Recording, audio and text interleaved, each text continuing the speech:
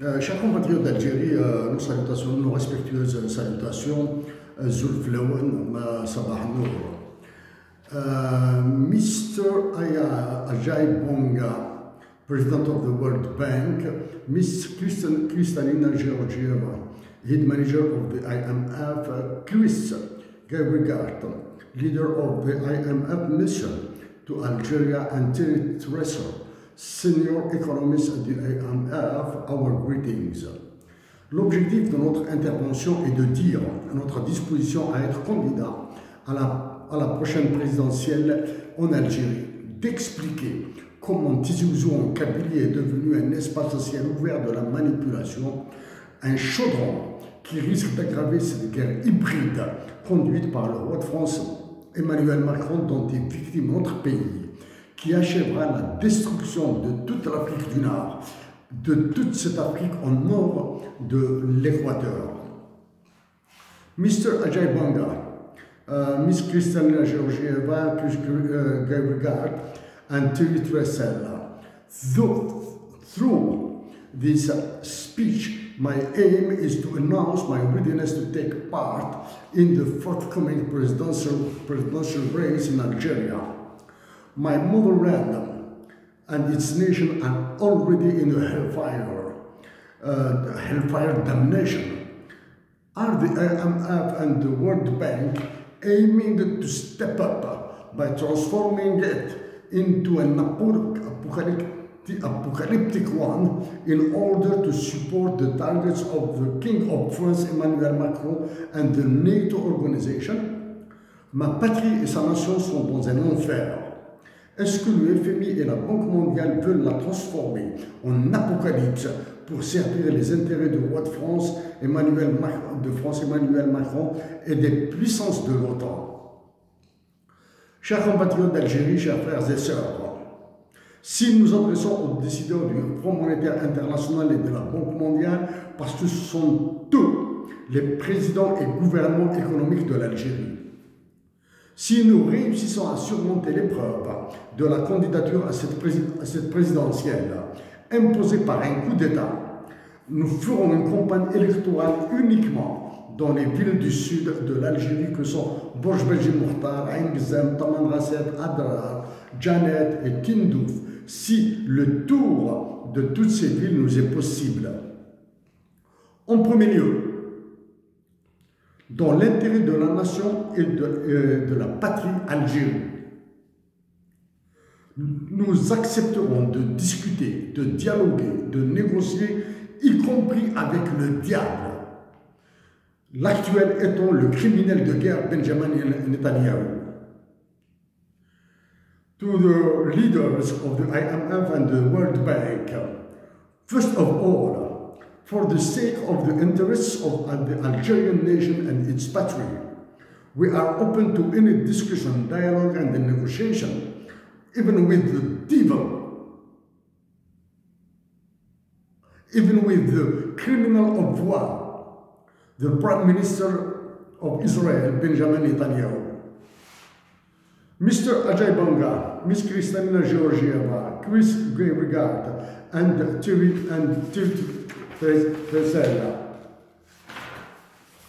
À cause, en partie de vos ordres, l'État algérien reçoit l'aide publique au développement de l'OCDE.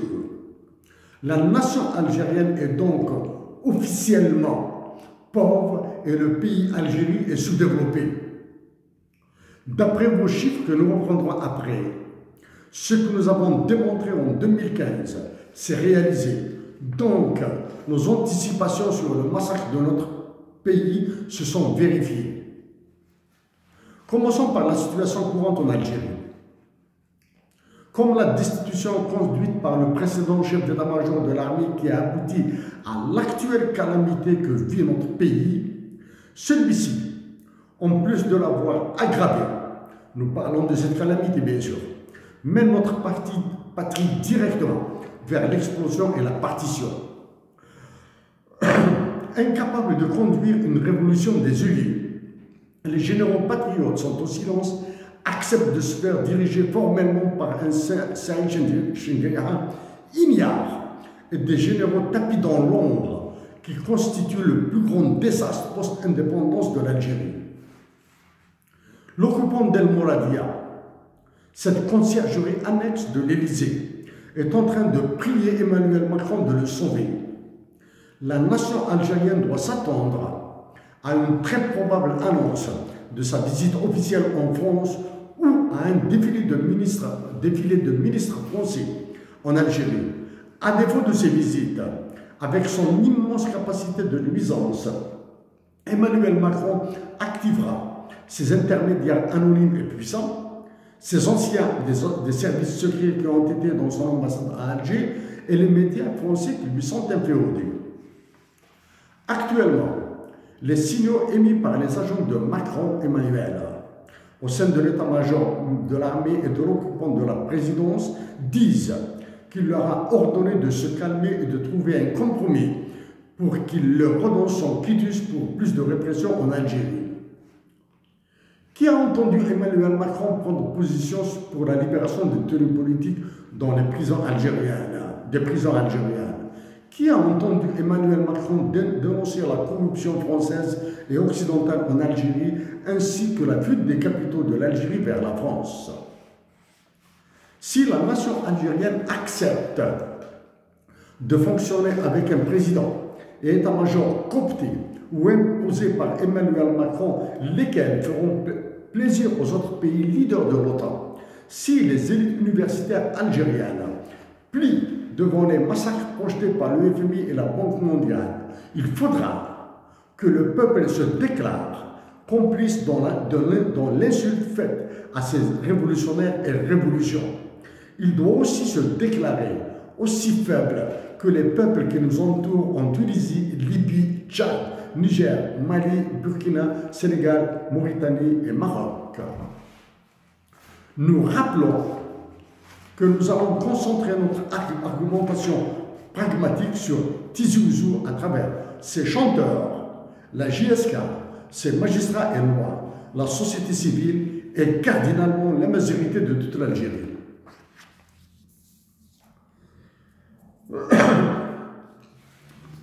Pour cela, brossons d'abord un portrait rapide du pays au moyen du dernier rapport d'avril 2024 du FMI qui a convoqué durant ce même mois son gouvernement à Washington. Durant ce même mois d'avril, le gouvernement algérien a été convoqué à Washington, ainsi que le gouverneur de la Banque centrale. Les chiffres du FMI sont bizarres. S'ils donnent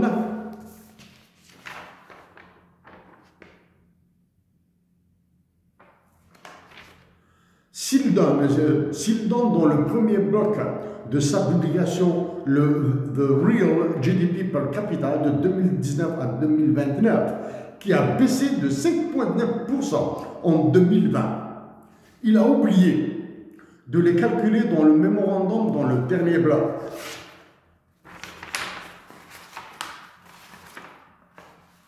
Ici, et voici le dernier bloc. Là où vous voyez les points d'interrogation. D'après un journal français, les Algériens veulent manger du junk food. Junk food, c'est la nourriture pourrie de KFC ou PFK. KFC, c'est Kentucky Fried Chicken. Poulet frit de Kentucky. Participer à la McDonaldisation de leur pays et être heureux avec ce genre d'ouverture économique, qui est un vecteur de la fuite de capitaux. Si ce cas se vérifie, alors c'est triste et grave pour eux, et c'est une honte pour leur gouvernement. En l'espace de 7 ans,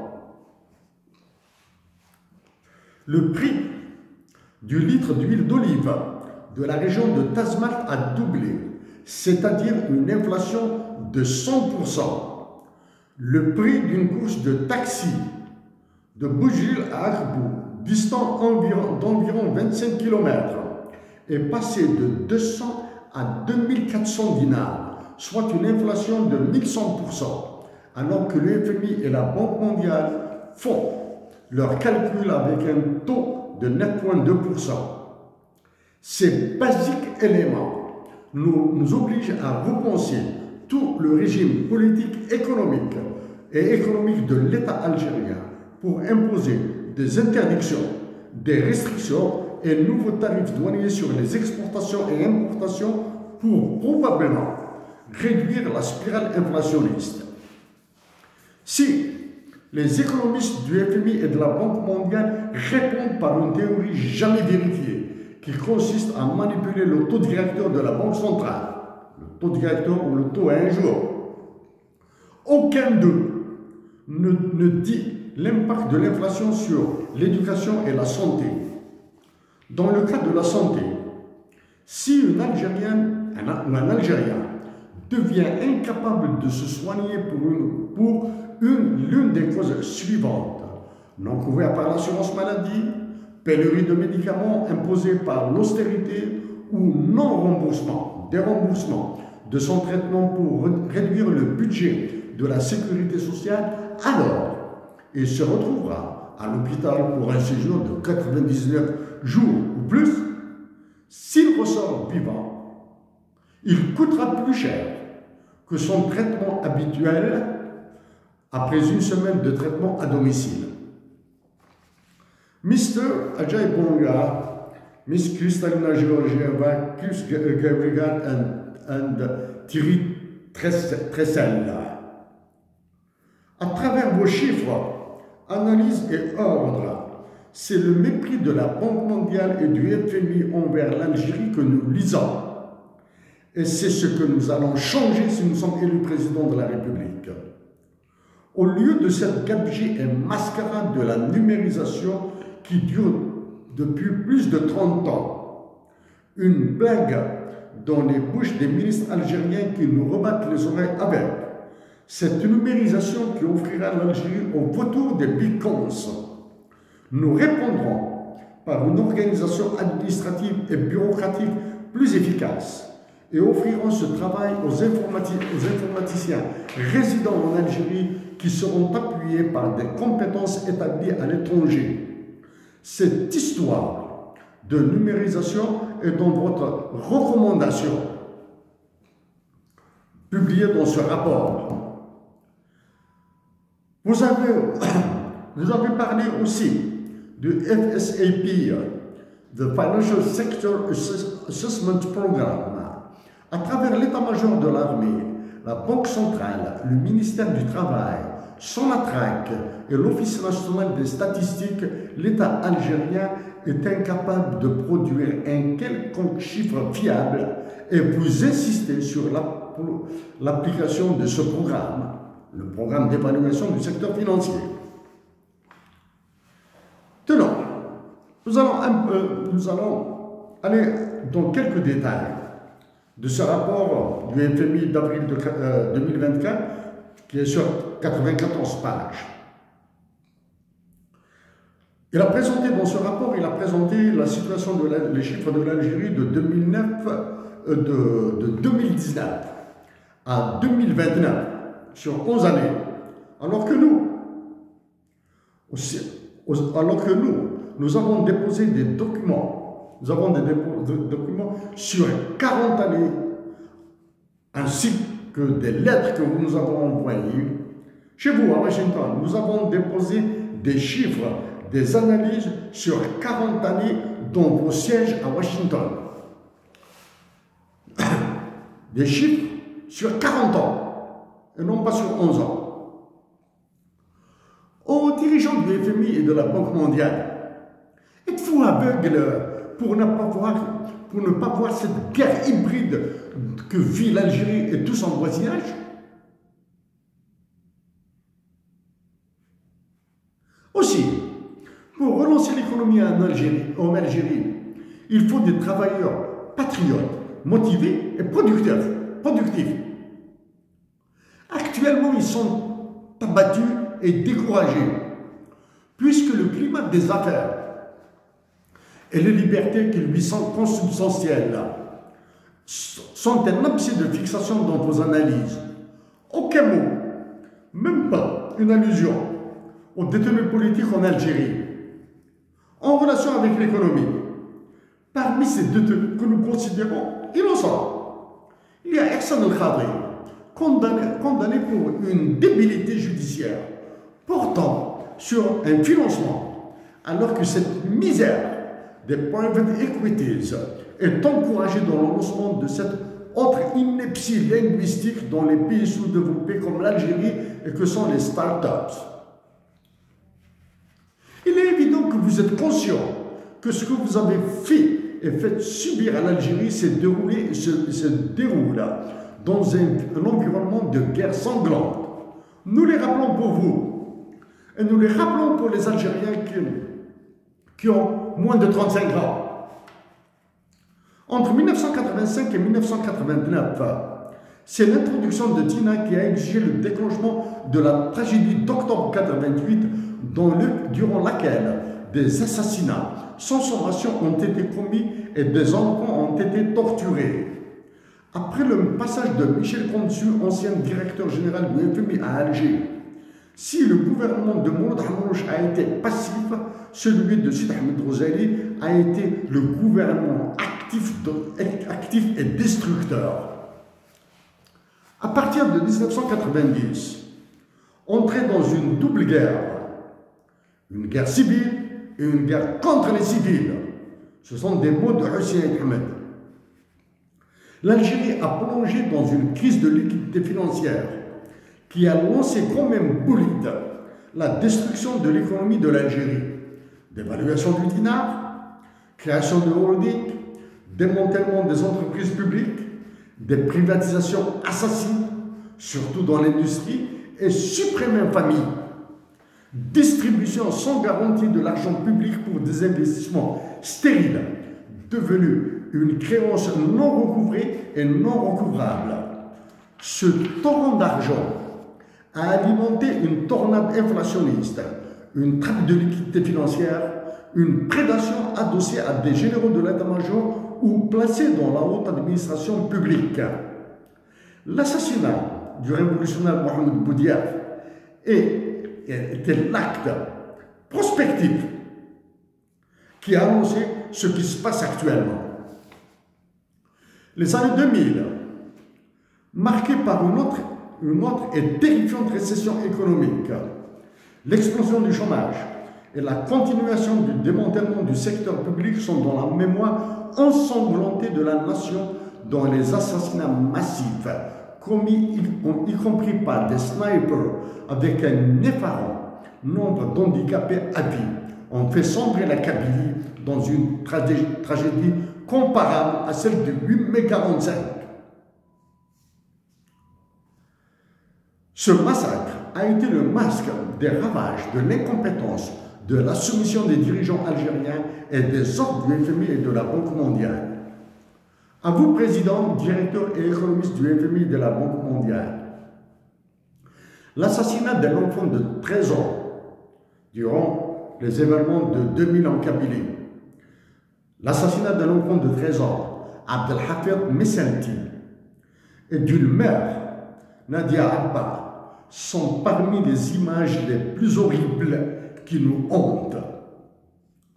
À partir de 2010, c'est la perte de souveraineté sur toutes les richesses naturelles et les espaces maritimes, ainsi que la partie sud du pays qui a été visée. Les soi-disant députés et sénateurs algériens sont vos agents d'exécution. Loin de la vie de la nation, ils ont commencé par approuver l'actuelle constitution rédigée par des Algériens et que nous avons qualifiée d'patriotique, d'antipatriotique, criminelle. Et sa version précédente, que nous avons traitée de bâtarde. Ensuite, ils ont voté la montagne de lois que vous avez ordonnées. Des lois tout aussi criminelles les unes que les autres, alors qu'ils n'ont jamais proposé une pour protéger la nation.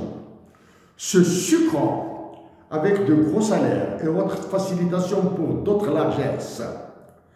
Les lois votées servent d'armes de condamnation à tort et à travers, bondies par certains magistrats d'une justice intégralement privatisée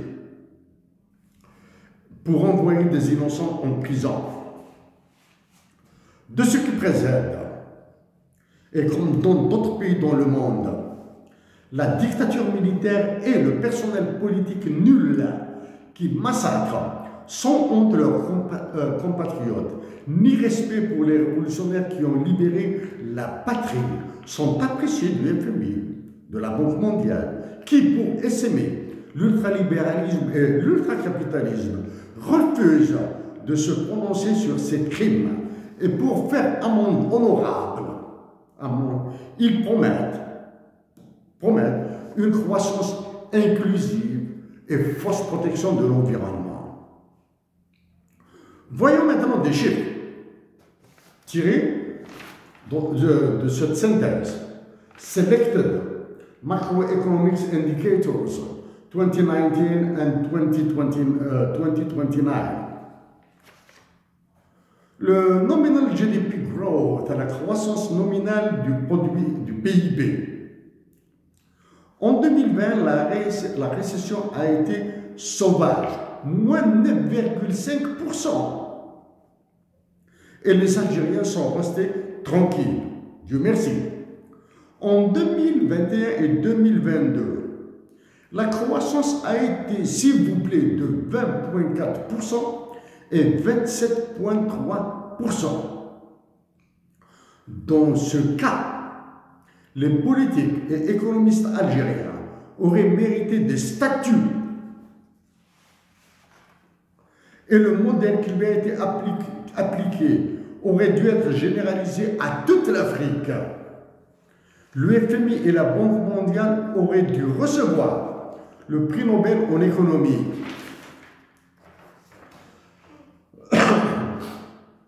Si vous avez donné des projections de croissance jusqu'en 2029, toutes supérieures à 7%, s'il vous plaît.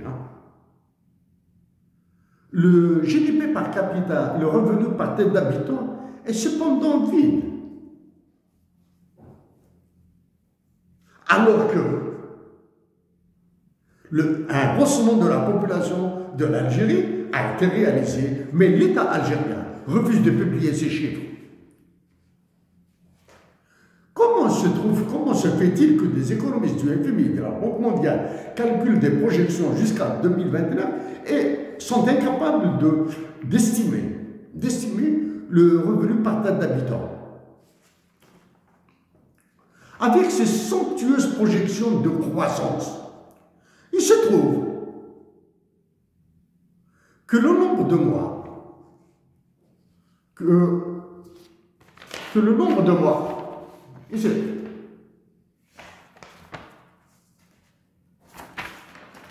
il se trouve que le nombre de mois passe de 14 mois en 2023 à 6,6 mois en 2029. Une croissance positive qui aura un impact négatif sur les importations, sur les capacités d'importation de l'Algérie. Nombre de mois de couverture. Il passe de 14 mois en 2023 à 6,6 mois en 2029. Donc, c'est une croissance, c'est une suite de croissance économique qui rendront la nation algérienne plus misérable et plus pauvre. Un appauvrissement double qui sera aggravé par l'augmentation des exportations de pétrole et gaz. Donc, une dévaluation du dinar s'annonce, alors que rien que sur les 11 années de vos projections que couvrent vos chiffres, la balance commerciale est en ruine. Avec la chute des actifs nets à l'étranger, les actifs nets sont les réserves internationales et l'or, que sont les réserves internationales et l'or, qui va de moins 20,3%, moins 20,3% en 2024, qui correspond en 2019, pardon, qui correspond au coup d'État de 2019, à moins 15,8% en 2029. Là, la nation algérienne recevra des astéroïdes plus grands que la planète Terre sur la Terre, sur leur tête. En vous rappelant que ce sont le FMI et la Banque mondiale qui dictent depuis presque 40 ans aux décideurs en Algérie ce qu'ils doivent faire. Vos chiffres montrent que toutes vos recommandations ont produit un désastre qui culmine présentement avec le crime en dépossession de la nation de sa patrie. Voyons maintenant pourquoi. Il n'a jamais été dit par les économistes du FMI et de la Banque mondiale que les Algériens sont des fainéants et improductifs, que les décideurs locaux en Algérie préfèrent garder le pouvoir par une sauvage répression, antipatriotisme, gabegie, laisser-faire et planche à billets que de voir le peuple algérien et sa terre heureux. Avec des consciences ravagées par l'ultralibéralisme et le capitalisme, les Algériens ont abandonné leur culture altruiste, alimentée par la générosité ordonnée par la religion musulmane, sont devenus individualistes et ont cru que gagner de l'argent sans production et sans effort est une richesse. Est-il possible à des économistes comme vous, est-il possible à des économistes de la Banque mondiale et du FMI, non concernés par l'avenir de la nation algérienne, de diagnostiquer et prescrire des remèdes dans un domaine aussi débile que l'économie? Si vos recommandations ont été les bonnes, le désastre courant, résultat d'un pouvoir politique et militaire inepte, aurait été évité. Donc, s'il y a un meilleur avenir pour la nation algérienne était l'objectif du FMI et de la Banque mondiale, d'Emmanuel Macron et des pays de l'OTAN, vous auriez exigé le changement de la structure même de ce pouvoir. À cet effet, nous avons suggéré un renouvellement intégral de l'état-major de l'armée, lequel sera éloigné de l'espace public et de la décision politique, tant nationale qu'internationale. Même s'il y a des bizarreries dans votre rapport que peu d'Algériens comprennent, très peu, comme the AML and CFT, anti-money laundering and combating the financing of terrorism. En parlant de CFT, la lutte contre le terrorisme, nous pensons que ce sont d'autres pays qui financent le terrorisme en Algérie, et non le contraire. Sur ce point, nous avons contacté le GAFI et le FETIA sans aucune réponse.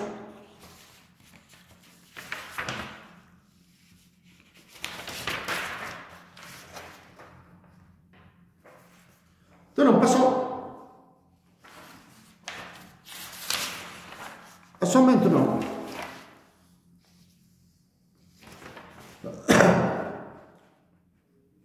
il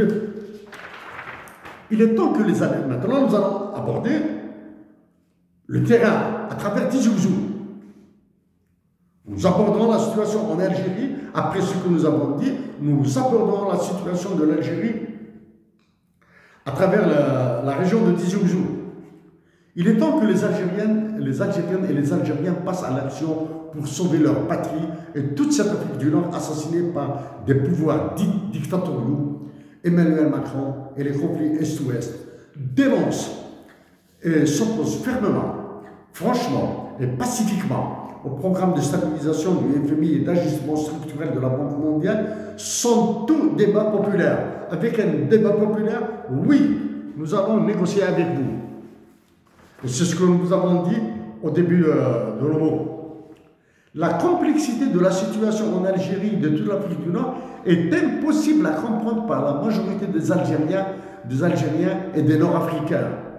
C'est cette complexité de la situation en Algérie que nous aborderons maintenant avec pragmatisme, à travers cette hideuse manipulation concentrée sur Tizi Ouzou.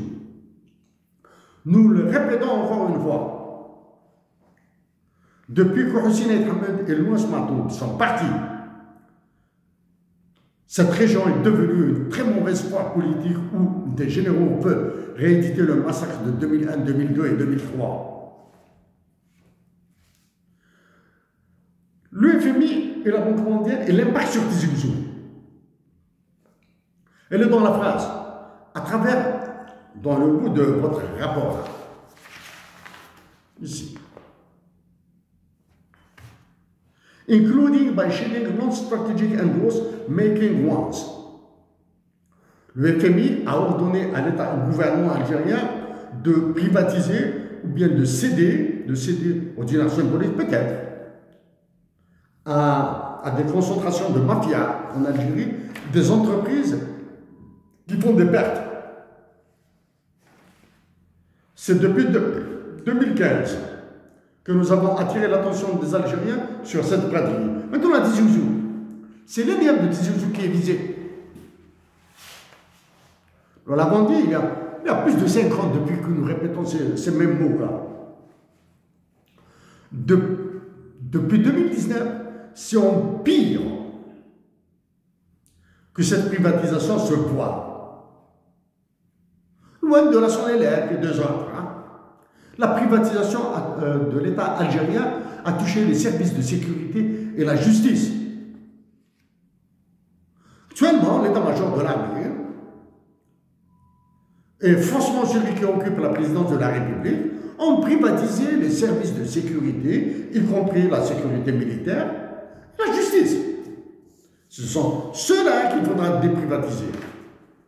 Il y a presque 2 mois de cela, nous avons parlé de cette foire sur les lois portant privatisation et accession à la propriété privée votée par vos députés sous le vocable de l'accès à la propriété privée. En décidant d'imposer la théorie de Ronald Coase, jamais vérifié, c'est un crime que vous légalisez. L'UFMI, en vous imposant la Banque mondiale, en imposant cette théorie, a ordonné aux députés et sénateurs algériens de légaliser un crime et d'ordonner au gouvernement de l'exécuter. Ce dernier mois, c'est un magistrat de Tizi Ouzou qui est monté, qui a ajouté sa voix à celles qui ont réagi à ce que nous avons dit sur ce sujet. Nous disons à ce magistrat, les magistrats algériens regagneront en honneur en exécutant une justice au résultat juste, qui commencera par la libération de tous les détenus politiques et leur affranchissement de l'autorité des généraux. Les magistrats gagneront énormément en se déclarant affranchis des généraux et en ordonnant la libération de tous les détenus politiques. Nous reviendrons sur les détenus politiques après. Si les chanteurs, côté culturel, côté danse, si des chanteurs, y compris de très célèbres, bien sélectionnés, ont été sucrés uniquement à Tizi Ouzou. Uniquement à Tizi Ouzou. Il y a à Oran, Constantine, Taman Rasset, Adrar, Élizy, Oran, etc. Aucun gala des chefs et des vedettes locales. En Kabylie, des têtes ont été sélectionnées, qui ont été sucrées par l'argent public durant le mois de Ramadan 2024. Ces mêmes têtes, ces mêmes chanteurs sélectionnés, ils ignorent, ne comprennent pas la manipulation dont ils sont victimes. Pointeront à l'Office national des droits d'auteur pour encore recevoir un peu plus d'argent. Ces chanteurs, ces danseurs et danseuses, chanteurs et chanteuses, danseurs et danseuses, ne comprennent absolument rien à ce que subit l'Algérie à travers la Kabylie. Ces chanteurs cupides, pour certains, ont accepté de participer à la mangeoire et de rouler pour des généraux dans cette arnaque. Lounes Mahtoub se repose là où il se repose. Aurait-il été associé à cette mangeoire? Aurait-il accepté de fonctionner comme vous?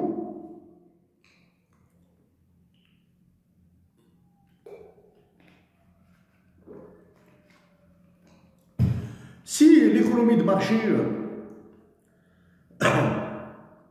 a été imposée par le FMI et la Banque mondiale en Algérie, ces chanteurs doivent se fatiguer pour remplir les salles de spectateurs qui paieront leurs tickets et doivent se battre sur le marché de la célébrité et de la concurrence et non attendre l'État et les milliardaires algériens pour les nourrir.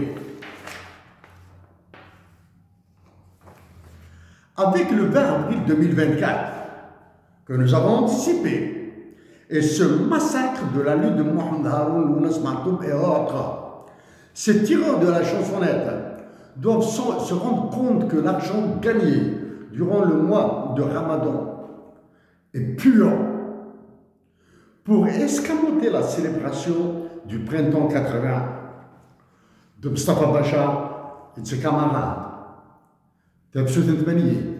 Et éviter toute manifestation le 20 avril 2024.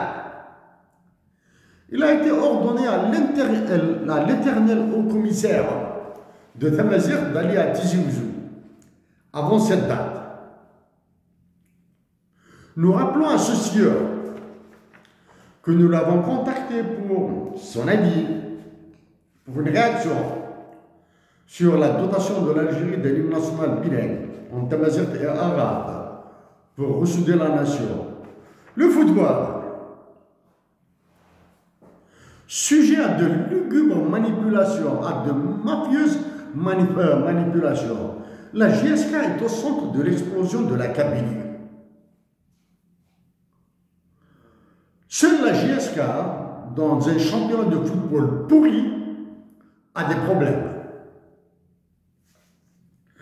Par des contrats mirobolants financés par l'argent public, en partie.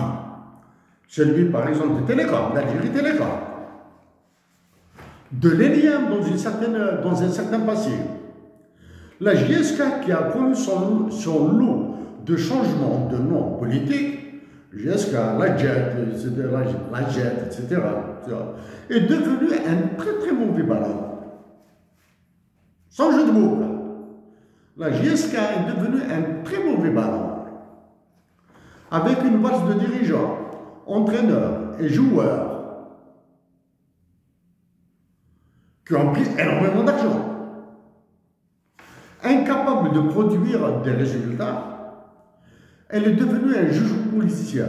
Que la JSK retombe en deuxième division, en troisième division, elle doit travailler pour remonter en national 1. Naïfs qu'ils sont, avec un respect certain de notre part, des joueurs à très grande valeur, à très grande valeur morale et sportive, ignorant le foutoir dans lequel ils s'embarquent, se sont mêlés au déboire de ce club. Parmi ces joueurs, parce que nous les apprécions énormément, il y a Moussa Saïb et Djamel Menab. Incapables de comprendre que c'est un objet de manipulation. La GSK est au centre d'une grosse manipulation pour faire passer le FMI et la Banque mondiale pour que les généraux se maintiennent. Ils veulent se salir. Avec fraternité, à ces deux joueurs, Jamel Menad, Moussa Saïd, Rachid Adrir, pour garder vos noms propres, très propres, pour que vous demeuriez ces piliers du sport en Algérie, en général, ces joies, cet honneur de l'Algérie, du sport. Demandez-vous,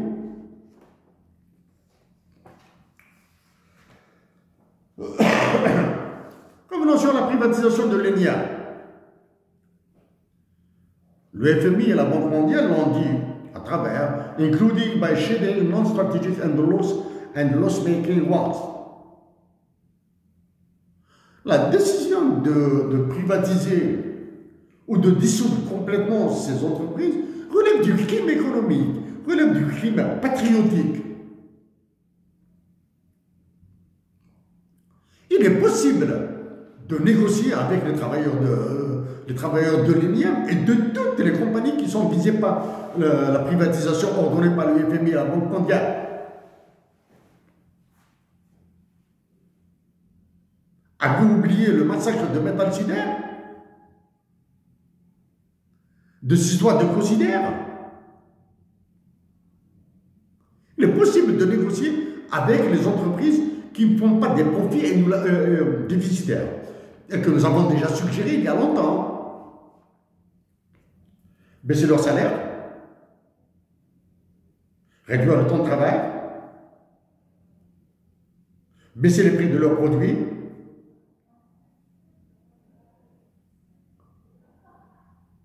il est possible de maintenir l'emploi. Les travailleurs algériens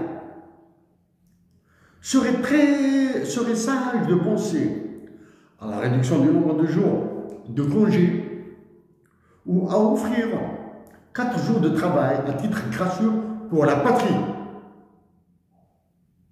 Et l'État doit penser à un salaire horaire et abandonner cette histoire de points indiciaires. Et il est possible, en combinant la protection de la production nationale, en protégeant par des barrières tarifaires, par des quotas, par des restrictions, les importations, de relancer toute la dynamique de la production en Algérie, de la préservation de l'emploi. Enfants à 13 ans et à 18 ans, nous avons travaillé durant nos vacances scolaires dans des établissements de confection de vêtements qui ont été tous fermés à cause du FMI et de la Banque mondiale, à cause de l'explosion du prix du fil, du tissu et bien sûr, des équipements industriels, des machines à coudre, etc. Nous avons travaillé. C'est là-bas que nous avons commencé à gagner nos salaires durant les vacances scolaires. Ce sont des établissements de nos oncles à Alger.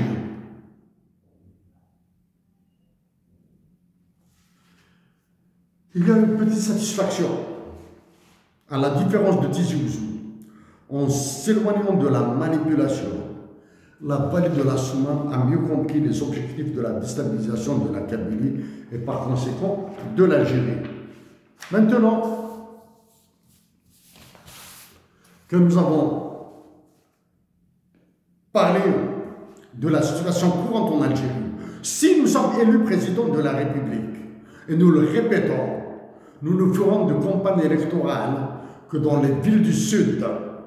Ainsi, les premières décisions que nous prendrons, ça y est, là, on sort du cadre réfléchir, oui. Nous prendrons des décisions. Ensuite, nous allons lancer des chantiers de réflexion, comme la constituante, auprès de la nation algérienne.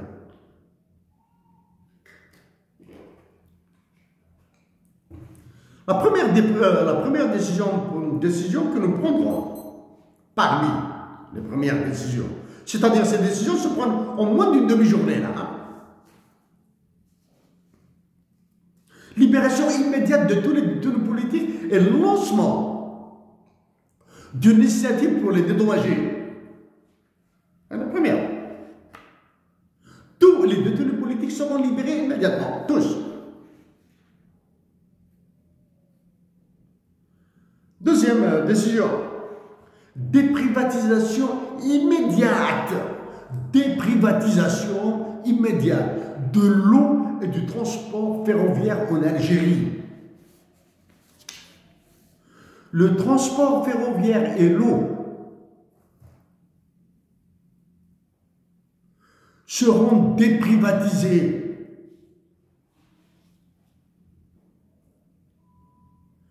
Ceux qui se sucrent avec l'eau nationale doivent commencer à réfléchir dès à présent. Doivent commencer à réfléchir dès à présent.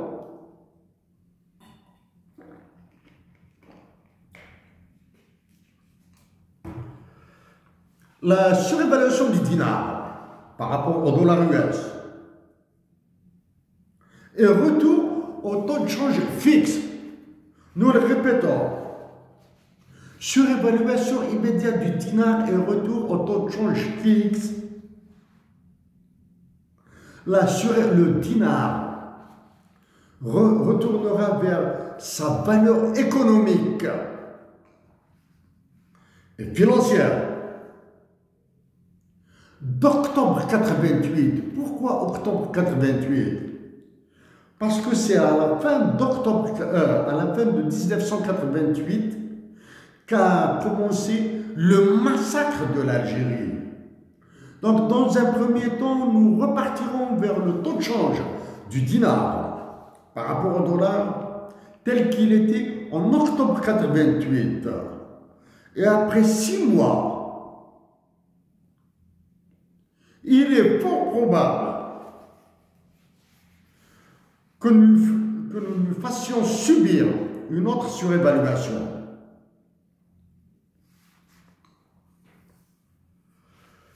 L'indépendance de la Banque centrale, c'est quasiment relève d'une eschatologie religieuse du capitalisme. Sera redéfinie, la Banque centrale doit travailler avec le Trésor public, le gouvernement, pour la gestion des réserves de change. L'histoire de la convertibilité, ça, il y a autre question d'en parler. Convertibilité du dinar.